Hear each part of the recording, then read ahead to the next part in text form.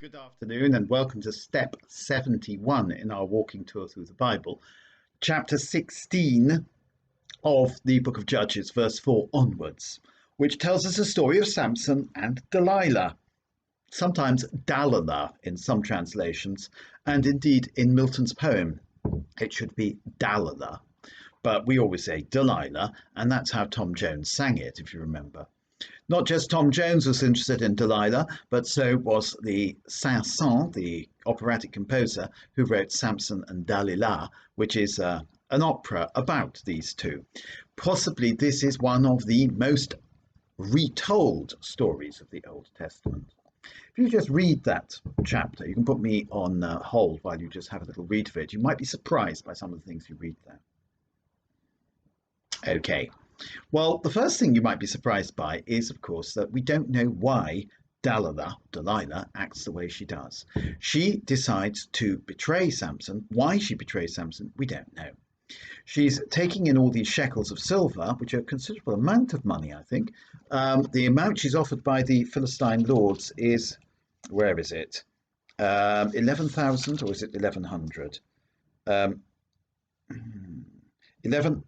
In return, we shall each give you 1,100 shekels of silver. It's an enormous amount of money because one silver shekel was a day's wages. 1,100 was, well, it's millions. They're giving her millions, and don't forget, they're each giving her this, but the Philistine lords.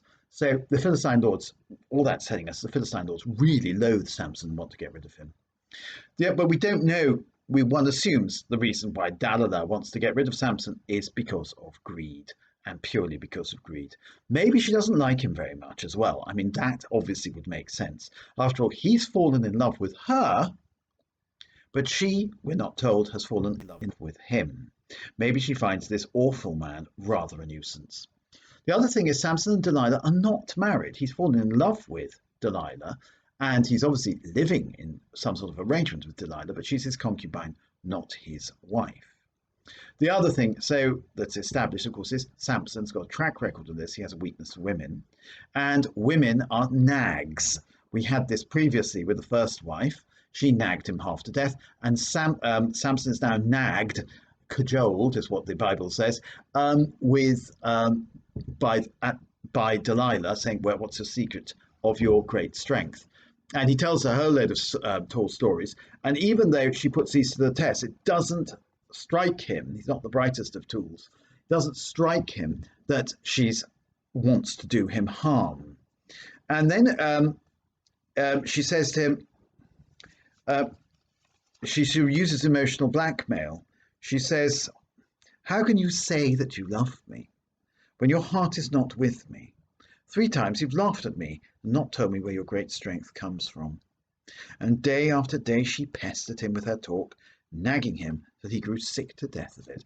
That makes sense. That is emotionally true. That is dramatic. We can all relate to that. So that emotional blackmail, there you see Delilah's character coming out. She's sick to death of having to manipulate him and not being able to get a result. She clearly doesn't love him because she's sort of torturing him in this way. And then, of course, they come in, they chop off his hair, and then they jump on him and they take out his 2 eyes. And what's her reaction?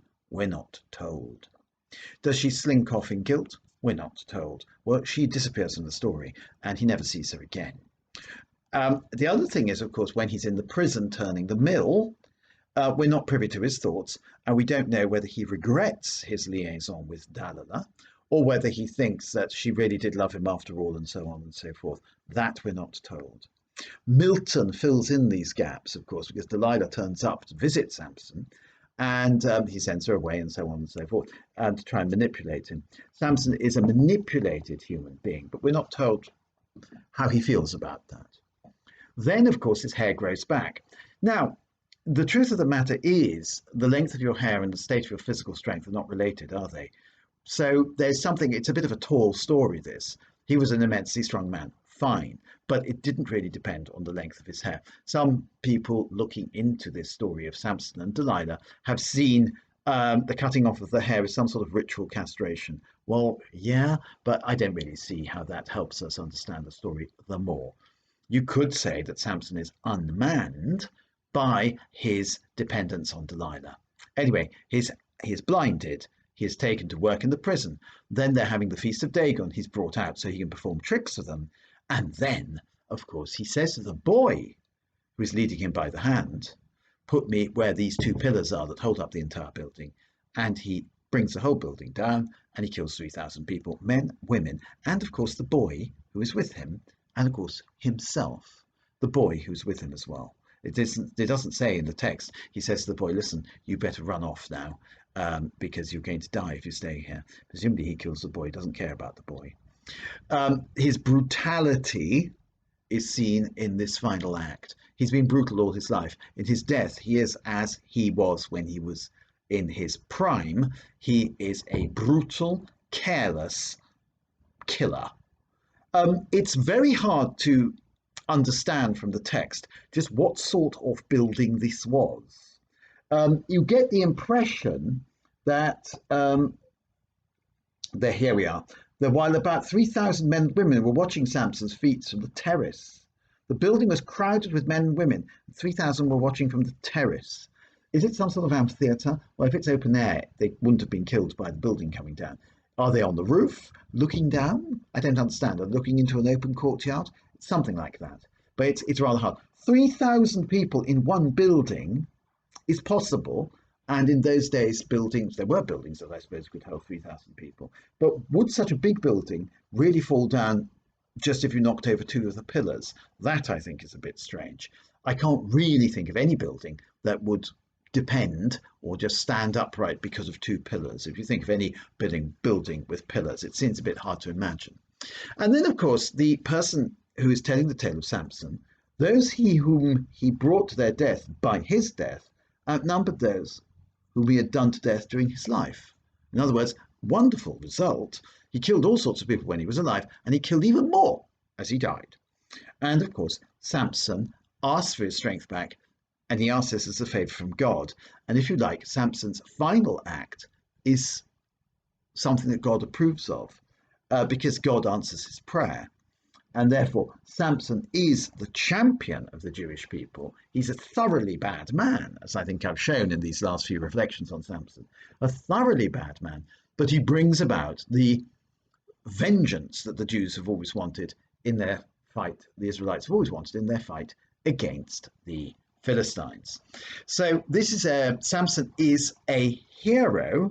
He's a terrorist, really, isn't he? He's a hero to the children of Israel because they hate, loathe, and are so viscerally locked into combat with the Philistines. It is a life and death struggle between them and the Philistines, and therefore somebody who deals such a terrible blow to the Philistines must be a good thing.